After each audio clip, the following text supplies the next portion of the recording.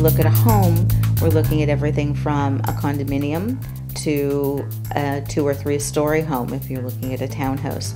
Many sets of stairs, which are limitations, but none of the limitations within a home are permanent. There are always ways to change the home, whether it be to put in a stair lift or an elevator.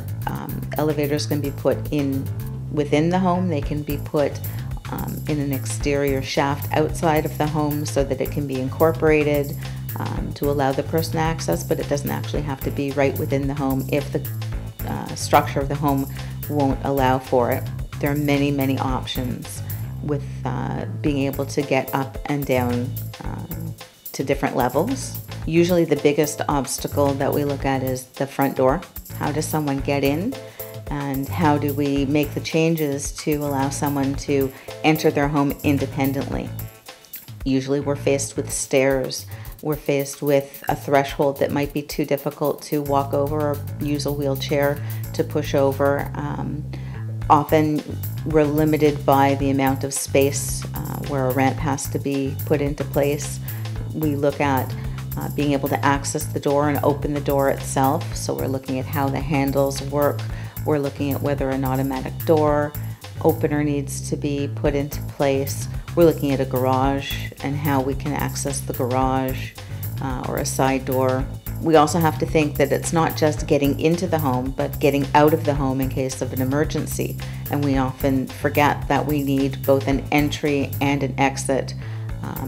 In case there's something going on at one or the other, we need an extra set of, we call it egress area, so that we can, even if it's onto a deck or onto a porch, we need to have a place that we can get to safely in case of an emergency. When you're looking at the kitchen, you're looking at being able to access the sink, being able to access the dishwasher, accessing the oven, and you have to take into consideration the safety factors that need to be kept in mind. Different kinds of flooring.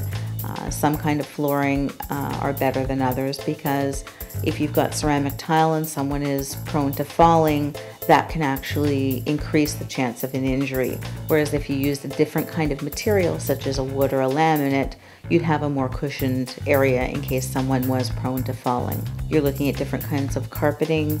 Different people have the ability to walk on carpet or ambulate with a wheelchair or a walker, and that kind of flooring will affect that person's ability to ambulate and move around the home. So flooring has to be taken into consideration. When you're looking at bathrooms, you have to look at, is the toilet high enough? Are grab bars available? Should there be grab bars placed in certain areas? Is the shower barrier free, or is there a lip over it that you actually have to step over it? Is the tub accessible? Is it something that someone can get in and out of, or do they need help to get in and out of? Help can mean anything from a grab bar on the outside of the tub or on the wall of the tub, to having an automatic bath lift that will get them in and out, or a walk-in bathtub. When you're looking at things like bedrooms, again, flooring is something that you want to look at. You want to look at storage and where are you able to access the storage. Can you reach to get into it? Can you have a laundry hamper somewhere easily? Can you have a laundry shaft that will go right down to the laundry room so you don't have to carry the laundry down the stairs? Is it possible to have your laundry on the same floor that you do your dressing and your undressing, so that you don't have to carry it up and down? All these things are things that we take into consideration when we're looking at a home and how we can make it functional and aesthetic and safe all at the same time. We consider doorways. Can someone get into the front door, up steps, up a ramp? Can they do that independently or as independently as possible?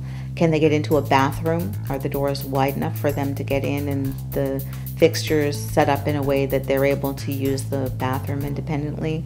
And can they get in and have a meal? Can they get to the kitchen or the dining room to be able to enjoy a meal?